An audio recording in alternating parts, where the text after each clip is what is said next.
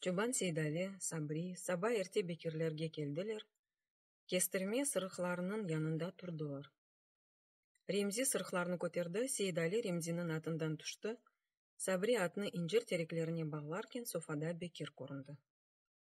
Сейдали Бекирге тараф адымларкен: «Дун акшам Иван келген эмиш, эвдеми?» деп сурады. «Эвде». «Яхшы. Бизинкилеринин биринен кетсинлер. Обырысынен мен evге барырым, дага чыгып бираз дагы одун эндирмек керек, кыш катты ола жакка бензей. Айле буюк, ама дерт те буюк. Иван насыл, агладымы?» Көпек-көпекнин олесине не кадар агласа, о да шу кадар аглады. Чаршафны көтерди, бабасынын бетине шöyle бакты да, «Хо» деп кенарга чекилди. Бекир софа басамакларынан энди, бираздан Ремзинен Сабри Бекирнин янына келдилер. Бекир: «Аңгиңиз кетежексиз, Сабрими жокса Ремзи?» деп сурады. Ремзи апак тиштерин көстөрүп күлүмсүреди. «Мен баражам, баба, Сабрини жолламага коркам. Иван мырылдамаа башласа, тахманын уруп башыны ярар да бабасынын кабирине көтерип атар. Эм русларга мезарчылык да япкан осы айтты маңа, ойлема, Сабри?» Сабринин кулаклары кызарды, агасынын кабыргасыны туртты. «Уйдурма, Ремзи ага, мен öyle şey айтмадым». Бекирнин сакин жүзүндөн хафиф бир күлүмсүрөв кечти. «Мен Иванны уяндырайым» деп софага көтерилип, Бекир кенар одага кирип кетти. Кой артындаки дагылар көрүнмөйлөр, кырле думанларынын ичинден жерге энгенинче бир ягмур яваш-яваш көйгө энеди. Ярым сааттан соң Каламаланын агыр табутуну узун сырыкларынын көтерип, кестирме янында турган арабага минди. Табутунун баш учуна отурду. Бекир Ремзиге мемишинин дересинден Курсувка энежеклерини диккат этмесин аңлатып өгүтлөр экен. Иван арабада индемейип отура берди. Иван узун камчысынын учунен чызмаларында акшамдан куруп калган чамурларны темизлейди. Бираздан соң караңгылык тамамен чекилди, инже бир ягмур каршы мааледеки эвлеринин кырмызы тенеке дамларыны юуп башлады. Иван мешин быжагынын якасыны энсесине көтерди, шапкесini көзлөрүнө басты. Асабилене бир тутун якты, бир качкере чеврилип софадаки Бекирге бакты. «Кетмек керек, ягмур яга», деди. Иванын бети серт, катты, сөзлөрүнүн кысык дудаклары арасынан түкүрүрки байта. «Акшамга жада барып жете алмажакмыз» деп сомурданды. Ама Бекир онун сөзлөрүнө эшитсе де кулак асмады. Бираздан соң Эсма evден бир сепет емек алып чыкты. Азбарда булунганларынын эпси бирден арабага тараф адымладылар. Суук кеткен сайын арта инже ягмур адамнын бетине, эллерине, Ремзинин инжир далына багылы турган Жал Дулбер адыла аты кулакларыны кысып, кетилежек жолго бакмак истемеген киби, башыны софага тараф чевирип, кыбырдамай тура. Бекирнин арабага экилген аты исе Иван киби асабилене, аяклары астындаки чамурларны югура. Бекир акырдан куркуну башлыгына алып чыкты. «Ремзи, куркуну арабага кой. Сиз мемишинин дересине барып жетмезден кар бастыражак галиба». Ремзи куркуну табутунун үстүнө ташлады, атыны инжир далындан чезип, үстүнө атылып минди. Кестирме сырыклары артындаки жолго чыкты. «Айды, жолжу жолуна ярашыр. Айшеге айт, үйлеге якын кайтып келерим, баба. Кечкен жума күнү Чуфутлевинин дүканында бир билезлик көрдүм. Айшеге тарифлеп берген эдим, Айше де көрмек истей. Ярын Ялтага барып келермиз, раатсызланмасын, сөз бердим. Айтерим, айда Алла кулай кетирсин. Сагылык менен калыңыз». Иван камчысыны атынын сыртына эндирди, аты 4 аякка тирилип, бутун вужудунен узанды, араба гыжырдады, жеринден көчтү. Ремзи огде Бекирнин арабасында Каламаланын жеседи или Иван Ремзиден 10-15 адым артта шоссеге эндилер, мемишинин дересине тараф жол алдылар. Сейдалинен Бекир арабанын пешинден бир аз адымладылар, соң шоссе четинде токтадылар. Ремзинен Иван мезарлык мешелери артында көздөн гайып болганга кадар артларынан бакып турдулар. Бекир Сейдалинин бетине бакты. «Иште Каламала да кетти. Таңры оны дүниясында раат етсін. Яхшы адам еді, деді. Қар эп күчлü яғмаға, қоюлашмаға башлады. Рүзгар кеттікче куветлешті. Де арттан деогден есе, қар данелерінен берабер адамның нефесіні кесе. Yol четінде өскен sıra-sıra қара селбілеріні арап тапқан же индемейіп адымладылар. Қара селбілер артында рүзгар ве қар біраз эксілген ки болды. Ремзи атыны Иванға тарап бұрды, арабаға яқынлашты, Иванның янында yolunu devam etті. Иван қайтсыз бақышларını атының құйрығына тікіп, тішлері арасындан сызғыра, арада бір еліні көтере мешін шапкесінден ирып, енсесіне тамған қар суыны авучинен сіле. Қара селбілеріні кечіп кетер кенлер мемішінің дересі үстінден мұтхеш бір рүзгар yolының екі тарафына чухурлардаки суларны учырарық, текрар улумаға башлады. Иван мен Ремзи дереге яқынлаша еділер. Солда зелзеледен йықылған Мәбусханенің таш убасына япалақ-япалақ қар яға. Дерал үрей. Сағда қазылған бағлар, ойылған төпелер, деуірілген чамлар, ач веғарып йоқсулар кебі ағызлары ачық, етеклері йыртық, көкіслері чөкік, арқалары яралы, сонсыз бір истирап içinde индемейіп, Ремзинен Иванға бақа еділер. Ремзи епейі кереде қалды, ушыген пармақларыны атның егері астына соқып қыздырды. Сон бір тұтын сарды, атына айдады, Иванға яқынлашты. Йықық Мәбусханенің янынан кечер кенлер, көзлері бір ан Иванның көзлерінен рас келіштілер. Ремзи күлімсіреді. Анавы күркіні омызларына ташла, Иван. Ава суық. Мемішінің байырында суық да кескінлешедек. Иван башыны көтеріп саллады, қамчыны атының сыртына ұрып, омызларыны сілкті. «Истемейім, суық дегіл», деді. Ремзи, «Озын білесін», деп, атыны айдады. Yolның ұжы солға бұрыла. Кескін бір енішінен 50 метрге қадар ашаға ене, сон кене солға бүкіле, учурумның бағырына көмілір кебі көзден ғайып ола, böyлеже айлана-айлана басамақла шекілінде дереге ене. Гурзовқа енеже қолған көйлілер башта yol өгінде арабаларыны чарықлай, бірер тұтын саралар Гурзовқа бақарақ бісмілля деп, арабаларыны айдай еділер. Ремзи атından түшті, Иванға тараф адымлады, арабаның этрафыны доланды, атның қайышларына, хамутына, чарық зынжырларына бақты, көпчеклеріні тешкерді, сон Иванға бақып, «Айды, Иван, істесен бірер тұтын сарайық, еніште сарып оламамыз», деді. Жебінден тұтын құтысыны чықарып, Иванға ұзатты. Иван алмады, оз жебінден бір папирос чықарып, яқты. Қар сейреклешкен, рүзгар тынған еді. Ялыныс ашағыда көпіріп аққан суларының жошқын гүрілтісі ештілмекте еді. Ремзи атына мінді, индемейіп yollarını devam еттілер. Ремзи yolының ұжыны болды, біраздан сон атының башта арт аяқлары, sonra арқасы, sonra Ремзи яваш-яваш Иванның көзлерінден ғайып болдылар. Иван атын югенini чекті, ат тоқтады. Иван аяққа тұрды, Ремзінің қара қалпағыны көрді, ама шу ан кене ғайып етті. Иванны апансыздан бір қорқу сарды. Дудақлары құрып қалтырамаға, янақларından тер тамчылары тығырмаға башладылар. Ат yolunu білген, yolның о бір башында ашағыда кендісіні Ремзи беклегенini дұйған кебі кетмеге башлады. Ама Иван югенini чекті. Тұрррр! О! Ремзи! Жевап келмеді. Ат Иванны yolға чағырыр кебі башыны саллады, ама Иван югенini бош бұрақмағаны себебінден құлықларыны салпыратты. Иван әлі дағы қалтыра, не япажағыны білмей. Қорқанындан арабаны артқа Қызылташқа бұрмақ істеген арада ер түбінден келгендей, Ремзінің сесі ештілді. Иван, айда арабаны, не тұрасын? Иванның беті кеткен сайын сарара терлей. Иван мешін бұжағының арқасына япышып қалғанını дұйып башлады. Қалтыраған еллерін янатының үйгенini іч бір себепсіз де солға де сағға чеке, сон бошай, ат есе Иванның асабиленгенini есеткен кебі аяқ тепе үрке башыны сағға, солға ұра. Ремзи бірді ақчырды. Иван, ве бір суының түбінден шығар кебі қара қалпағы көрінді.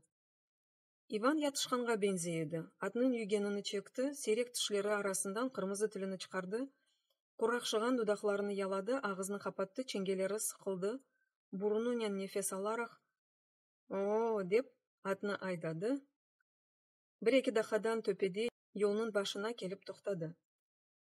Ремзи солға айланып кеткен сар пенішінің кенарында атының үстінде бір қартал кебі сакен көзлерінен Иванны көзетейді. Иванның қорқусыны аңлаған кебі сұрады. «Истесен байырны енгенже арабаны мен айдайым». Иван мешін бұжағының içinde терінің суығыны, боғазының қырық серінлігіні есетті.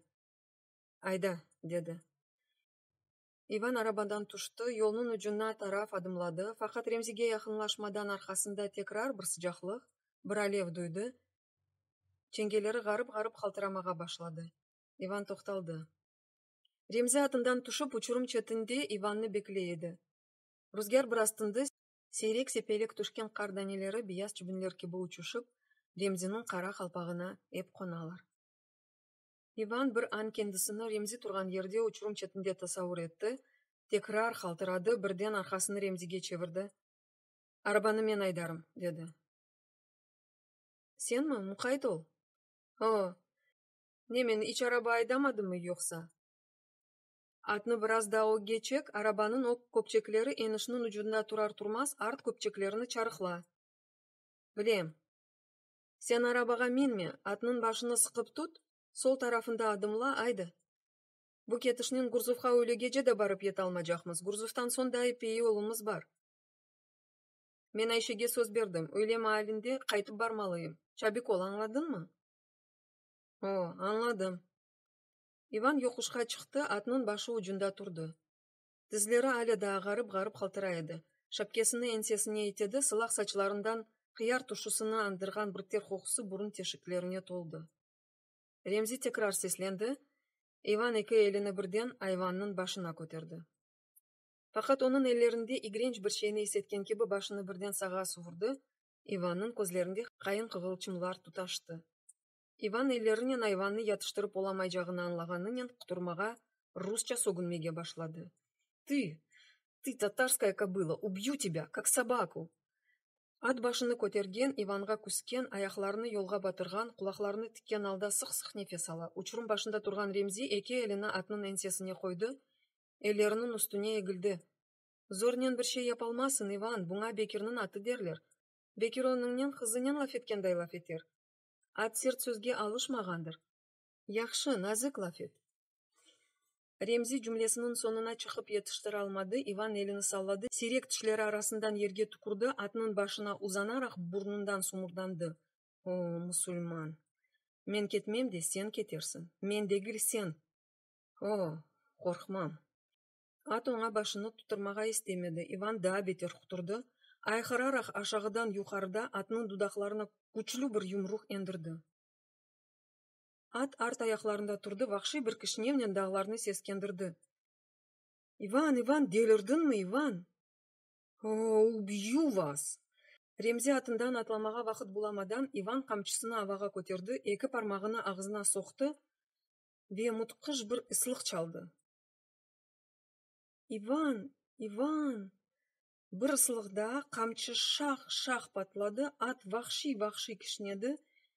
«Иван, çarıkla arabanı, çarıkla!» «O, sen ol, sen, men degil, sen!»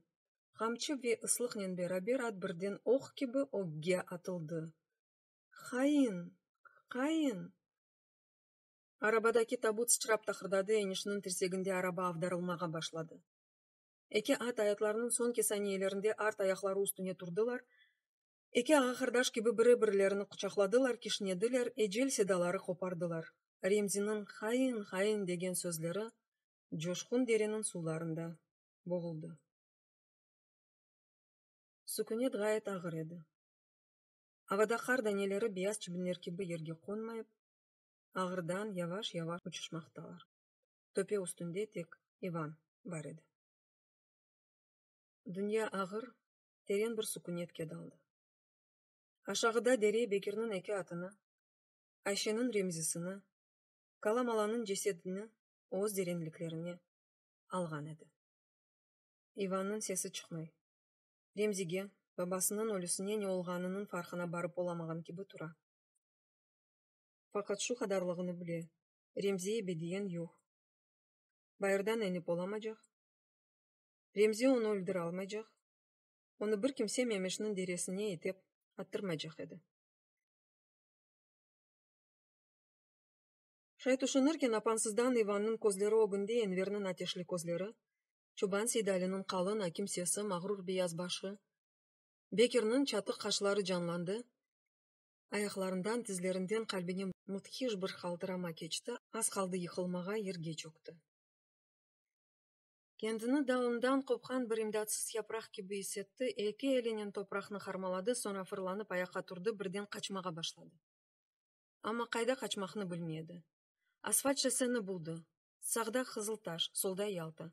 Тоқталды, башыны көтерді, Қызылташқа бақты. Текрар көзлерінің огынде Чобан Сейдалінің, Энвернің, Бекернің кергін, қорқынч бетлеріні көрді, текрар қалтырады. Солға дөнерек Ялтаға тарап қачмаға башлады, ама içindeki қалтырап кечмеді. Қызылташтан ұзақлашқан сайын бошлыққа қачқаныны, мемішінің дересінден да дешетлі ерлерге юварлана жағыны дойып башлады. Бұртыманлы перде артындан көзлерінің огынде Ялта комиссары Василий Дмитриевич Егоровның сымасы пейда oldu. Оңа кетеді ме? Хайыр, оңа дегіл. Егоровның қайда олғаныны білмеді. Егоров зелзеле гежесі Иванны татар көйінде бірақып қачқан еді. Обыр русларда қачқан, дармадағын олған еділер. Иван қайда кетеді? Бұны Иван білмеді. Аятыны кімге, русларға, жоқса татарларға еманет етті ме? Білмеді. Тоқтады, бірда Қызылташқа бақты. Қызылташқа татарлар арасына қайтсам, деп тұшынды. Sonra Бекернің чатық хатшыларының көзлеріндегі атеш парчаларını tasavvur etті. О, Бекерге не дейджегім? Иван текрар қачмақ істеді, қачып оламады, башыны егді. Біран бойлеже әрекетсіз тұрды, sonra башыны төбен алды. Сымасы емшаған кебі oldu, көзлерінде құрнас парылтылар янды. Dudaq ucularından bir hafif gülümsiref geçti. O, Bekir. Elini salladı, somurdandı. O, inanır, inanır. Qabat mende degil dep aytırım. Qaza oldu derim, ağlarım. Düşündü, gene elini salladı. O, Bekir'nin yüreğine kirmek kolay, ağlarım. Kesem-kes bir karar bergen bir adam kebe birden doğruldu. Doz doğru Қызылташқа taraf adımladı. Иван ақлы еді. Бекер кебілерінің юрекlerine, жанларына кірмек қиын бір şeydegil еді. Озыды olmayacak bir Rus için. Бекерлер o Иванларны юрекlerinin төрлеріне қоймақ істемеген olsalar da, kalplerinin төрлеріне yerleştirgen ediler.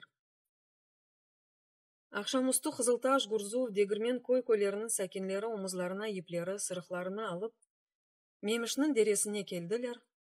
Ағлаша Ремзінің, Каламаланың жесетлеріне дереден шығардылар. Каламаланы Гурзуфның артында суық суда yol үстіндегі Рус мезарлығына дефнеттілер.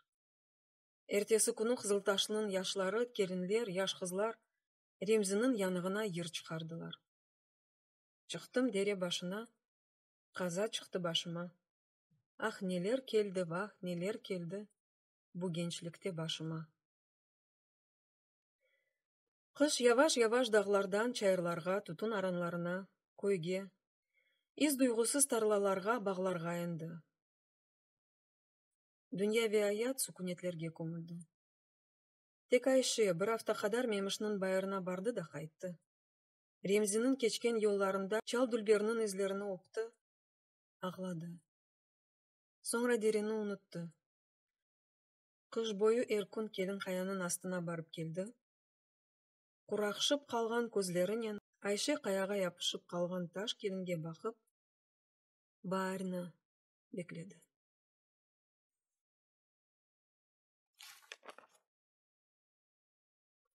Бүтін тәзелігі, бүтін güzelliгі еле Қызылташқа, басық қасиветлі бір evге келген яш бір келін кебі, бар келді. Күне шаюдақ үстіне тұрарақ емшақ, лемлі топырақны яқшы етіп қыздырып башлаған күнлерден бірінде, Батталының Энвері арабасымен келіп, Бекернің түтін тарласының четінде тоқтады. Бекер қолындаки чапасыны ташлап, суаль толы бақышларыны Энверге çevirerek арабаға тараф адымлады. Энвер, Олян, sanki автомобилінен ташыйсың bu fidelерні. Кеткеніне yarım saat olmadı, ayvanını харап eteceksin. Энвер атының хамутыны çıkarıp, atının başına yem torbasını taqıtқан sonra, келіп армут терекнің астында тоқталды. Yeşil yapraklar tübünde gizli yatkan yıbrıqны aldı, gıldı-gıldı etip su içti, yumruğu ile dudaklarını boğurdağından aşağı süzgen sularını sildi. Өлесі жағы басмаздан сенің фиделеріңні бітірме керекміз. Ақшам үстіде барып, менің тарламның арқасыны қашырмыз. Ште, земіне келе, озыде чапа-чапа келе. Ашағыда деренің сық чалылары арасындаки тар yolдан земіне чапа-чапа оларға тараф келмекте еді. Энвернен Бекер бір-біріне индемейіп косташладылар, sonra земинеге бақтылар. Бекер сомурданды. Қорқам, көйде бір şey oldu galiba. Не olacak, көйде kimse yok da. Belki de. Бекер сөзіні бітіріп yetiştire алмады. Земине uzaktan қычырды. Haber getirdim, haber. Не бар я, Земине? Земине сық-сық нефес алып, армутларға жақынлашты. Не oldu? Bir şey olmadı. Немешнің дересі үстінде руслар ішке кірішкенлер. Есі bu kadar айтты. Адам ақылы анласа, қыз bu haberini кім айтты? Чиләнгернің селімі? Бекер Энверге бақты, еліні ашағыдаки дереге тараф uzatты. Энвер, сен арабаны evге айдама, анда гизле. Çalılarının içinde kimse tapıp olamaz. Korkma Bekir dayı. Korkam дейсің mi? Atını arabаңны uzakka alıp ket, sakla deyim sana. Айтқанымны yapmasan aramızda can ağırtу çıkar. Enver yerге oturdu. Betinde тынчылық hüküm sürmekte. Bekir'i seye canlı edi. Zemininin közlerinde korku toplanıp başladı. Bekir, kim getirdi bu haberini? Dep soradı. Çilengir'nin oğlu Selim. Ne dedi? Hiçbir şey. Айтса ақыс hiçbir şey, ağzında hiçbir şeyden başka bir şey yok mu senin? Bekir'nin beti sarardı, ellerini ceblerine soktu, asabileне tutun kutusunu aramağa başladı. Enver Yıbrık'nın yanında ötmek bohçasını ayakları arasına alıp onu çözdü, bayat ötmekini kopara aşamağa başladı. Bırak indi Ruslarını Bekir dayı, otur iç tutununa rahat. Vallahi billahi, koyunun başına keçken senedeki belalar gelecek olsa, sen o tüfeklerden birini? Enver Bekir'ge sözünü bitirmege bermedi, Bekir'ge tıkılıp baktı. Bekir aman sustu, Enver'nin yanına çömeldi, öz-özüne somurdanar gibi. Öleresek barim böyle öyleyek dedi ve somurdana tutununu sardı. Enver ötmegini çabik aşay, ekide bir Bekir'nin soluk betine baka, tolu ağızı küçük közlerinin küle. Közlerini күнешке көтеріп ендіре, tarlanın saçılmаған қысымына бақа. Башлайық Бекер дайы, күн яқшы, тарлада мені сачыңыз деп ялварасан ке. Сен земіне бар, Молла Ережепке айт суны кессін, бізге чевірсін. Үлегеже су келмесе, отыртылған фиделер солажақлар деп айт. Айды. Тарланын юқарысында шосседе бір атлы пейда oldu. Атлыны башта земіне таныды. İşte Çilengir'nin Selim'i. O sizge her şeyini anlatır. Atlı atını şasenin kenarından aydadı. Ekilgen tarlağa kirmemek için epey ketti. Enişten endi. Bir an dut tereklerinin артында көзден ғайып oldu. Tekrar meydanға çıktı. Atını Bekir'nin tarlası çetinde 4 nal çaptırdı. Armut tereklerinin astına kelip toxtadı. Haber getirgensin dedi Bekir. Kalpağını ensesine etedi, manglayını kaşıdı. Çilengir'nin oğlu kim bilsin neden pek memnun көріне. Selim күлімсіреді. Getirdim Bekir ağa dedi ve atından atlap düştü. İnşallah hayırlı haber olmalı. Hayırlı haber Bekir ağa. Bekir sesini көтеріпçe. Ayt rezil zırıldap oturma. Ruslar Memiş'nin deresi üstünde işke kırıştırlar dep aytkansın. Hayır bunun neresinde dedi. Bekir'nin telaşlı sesinden yaş Selim'nin betinden kıvanç birden iridi, gayip oldu. Selim ellerini arkasına sakladı, başını kokusuna egdi. Yanı urbaları, yanı potikleri ile şehirli kılığı içinde hem külünçlü hem garip görünüyordu. Bekir Selim'ni baştan ayak suzdu, oğlanın sarı potiklerine baktı, gözlerini kızargan gözlerine tıktı. Bu senin sıfatın nedir ya? Cümle alem tarlada toprak iş talap ete, sen ise kiyingensin, kuşangansın, forsa satasın. Bu akşam evleneceksin mi, yoksa sünnet olacaksın mı? Enver başını elleri içine koyup yavaştan güldü. Zemine Molla Erejep'nin tarlasına taraf ketmekteydi. Bekir'nin beti artık yumşagan gibi oldu. Haydi kel otur bakayım, anlat. Kaydan kelesin, kayda ketesin. Selim başı ala egik yavaş Bekir'ge yakınlaştı. Bu sabah Yaltağa bardım Bekir ağa. Öyle dese maşallah. Yaltаны bırak şimdi. Kaytkanda Memiş'nin deresi üstünde Ruslarını rast getirdim. Hep sağında ediler. Ne yapacaklarını bilmek için atımdan tuştum. Yani koyden at araba alacaklar mı dep aralarına karıştım, tanış olgan Ruslardan ağız aradım. Baksa ona bunu evvelce aytkan olsan bu kadar açulanmaz edim. Ya aytmaga ara bermediniz de. Ne, kim, men mi? Kel torun otur yanıma, koresin mi Enver, tamam babası gibi politikadan anlay. Aytsa torun aytsa ne sorab bildin aytsa? Soradım. Ne soradın? Kızıltaş'tan at araba alacaksınız mı dep soradım. E'si meni büyüklerini alıp bardılar. Bu Rus en büyükleri. Şosede herkesge komandanlık yapa. Belinde pıştavı var, üstünde meşin bıçak. Meşini bırak. Meni kurdu de Selim tekrar kızardı, başını eğdi, tizleri üstündeki ellerine baktı. Seni kurdu. Kurdu menin böyle kiyingenim. Urbama baktı. Sen Moskvadan geldin mi dep soradı. Gazetacısın mı dedi. Men de evet dedim. Moskvadan geldim, gazetacıyım. Niye? Şu ange kadar başını tizleri arasına alıp indemeyip dinlegen Enver başını koterip şakıldap kuldu. Gazetacıyım dedin mi? Ya ne dep aytmak gerek edim. O soragan son men de evet dedim. Ayt, da neler oldu, ayt. Öyleyse yur menimnen dedi Rus. Çadırga kireyik, hepsini sana anlatayım. A'dan tutup B gacı. A'dan B'dan mı? Baştan men de anlamadım ama son farkına vardım. Ne eken? Yani Arif'i ne? Vay anasını, bak buna nasıl da anlay Rus'un lafını. Evet, Arif'i ne? Bekir Selim'ge yakınca kelip bir tutun daha sardı. Ayt torun, ayt. Tutun kisesini Selim'ge uzattı. Belki bir tutun sararsın Bekir emcinden. Yok, 3 yıl evvel bir tutun içmek istedim. Babam korup kaldı, ağzıma bir yumruk yandırdı. Tutundan vazgeçtigim gibi tışımның de yarısını joydum. Bereket bersin anam kırık tışın pek çirkin korune dedi de altınlardan birini bana berdi. Barıp yaltada ağzıma tış koydurdum.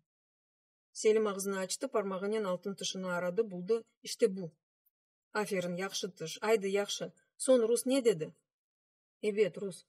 Kettik aylandık. Gurzufka ingen yolda toprak obaları var da. İşte şu Rus'un çadırı. Şu obalarının артында eken. Çadır içinde masa var idi. Masanın üstünde bir kağıt. Kağıtta bir sürü çizikler, yazılar. Rus kağıt üzerine egildi, dikkatle baktı. Sonra parmağıyla bir noktacıkka bastı. İşte biz şimdi bu yerdemiz dedi. Yani Memeş'nin deresi üstünde. Kağıtka baksa da yerini körek yarata. Qayerde töpe var, qayerde dere var, qayerde koy, qayerde kara selbi, hepsini bile. Men de baktım kağıtka ama hiçbir şeyini korup olamadım. Yalnız çizikler, yazılar. Yazını bana kalsa, özüm de okurdum. Tap o kadar cahil değilim. Ama anda okup olamadım işte. İçimden sen ayt yavruz, ayt. Men de senin aytkanlarını hafızama kaydedeyim. Allah'ın yardımı ile elinden sağ selamet kurtulsam, barıp aytkanlarını akızmay tamızmay bizimkilerge yetkizirım. O hikayeti men dinledim. Былтырки zelzele sebebinden işler artta kaldı dedi. İşte bugün kirişecekmiz, maşinalar gelecek, bir ay içinde bur ağacı gelecekmiz dedi ve parmağını kağıttaki noktaga tiredi. Şosede asfalt döşecekmiz dedi. Yolda 600'ge yakın adam çalışacak, bilmem ne kadar maşina, kürek, araba. Hepsini Arif'ine ayttı. Benim anlamak istegen şeyim bizden araba alacaklar mı yoksa almayacaklar mı degen şeydi. Soradın mı? Soramaz edim mi? Soradım. Ne dedi almayacakmız? Şay mı? Vallahi billahi. Selim otmek bohçasından bir parça otmek alıp 3 kere dudaklarından manglayına vurdu. Yeminim yemin. Dilim tutulsun yalan aytsam.